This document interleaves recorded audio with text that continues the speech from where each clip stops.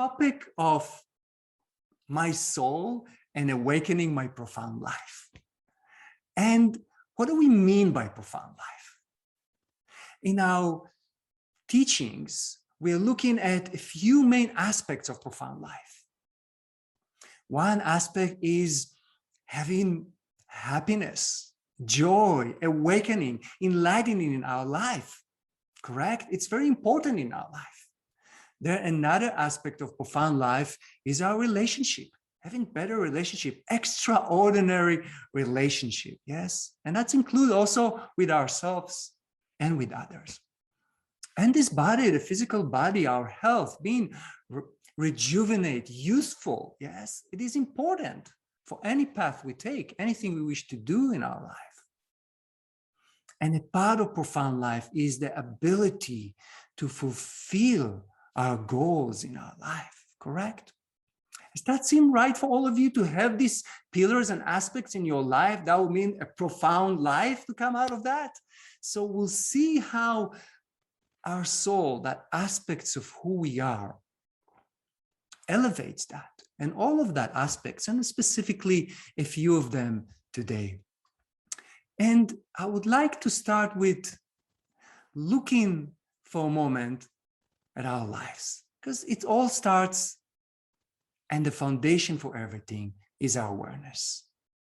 And I was contemplating in the last few days, when I was more than that, looking and preparing for this time together, and what would be the most precious to share here. And I was actually looking at some of the fundamental behaviors.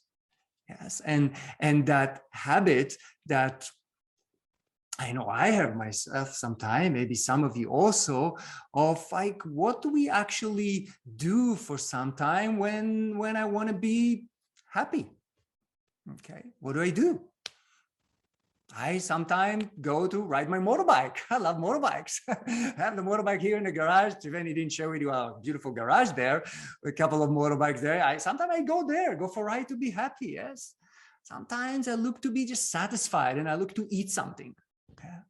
Sometimes I look to be maybe confidence or loved, and I have some friends and some relationship that will give that. I remember in my younger days, I wasn't born as a monk, when I looked to be high. I love to be high. And what did I do to be high those days? I don't know, my friends taught me you can smoke, you can take something, drink something, it makes you high, yeah? What in common to all of that? Could you look at that? And I mean, give me a hand if that happens to you. I don't know if you smoke or not, or what you did, but you did something. Are we going outside for something, correct?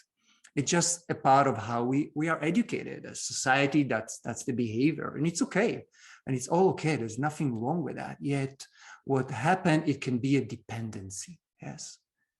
I can be dependent on that in time if I don't know another way. And when it's more I have a dependent in, that's not freedom. I don't feel free in that. And one of the precious things in this path is that actually Saima is showing us, and a spiritual master comes, guarding so much information from incarnation to show us a way of how we can have all of that within us. I mean, I can be happy. I'm high. And those of you, Giovanni said, mystic, yeah, I love being high. I haven't stopped being high, just found another way. I'm not depending on other things. I've learned, yes, and in time repeated, and it's becoming correct. And that is within us.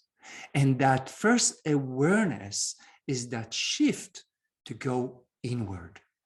And there are these different ways and very effective ways to do that. So we don't have to spend like thousands of I don't know, hundreds of years. And I promise you, and really that's between me and you, I totally promise you that whatever we do today, you will not need to grow a big beard like that.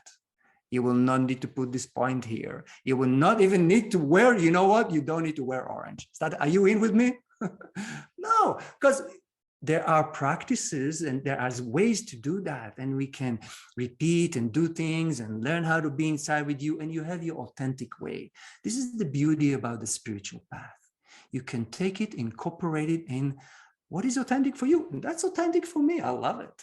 And it can be in another ways. So one of the way is that shifting direction from being usually outward and going to get things into learning to shift that direction inwards. And from there, we can be in and out.